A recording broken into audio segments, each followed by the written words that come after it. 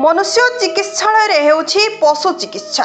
एपरिकी जड़े मनीष गोटे कुकुरर चिकित्सा से निजे मनुष्य चिकित्सालय करुछि, जार एक वीडियो वर्तमान सोशल मीडिया रे भाइराल हेउछि। वीडियोटी को देखंतु। ए वीडियो हेउछि बलांगीर भीमभोई डाक्तरखानार, जेउठी जड़े युवक गोटे छुआ कुकुरर चिकित्सा करुछि, जाहाकु नै जनसमाज रे चर्चा चलिथिबा बेले वीडियो भाइराल होइछि।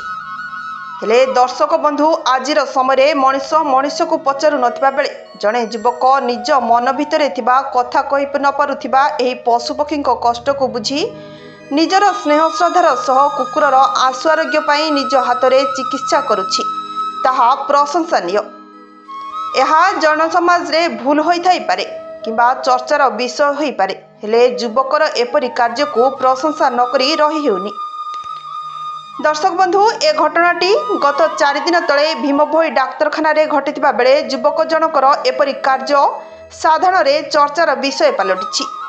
आज एभली मनीष अछंती जो माने एभली करि पारंती। बलांगीर रु संतोष पटनायक रिपोर्ट, श्रीक्षेत्र लाइव।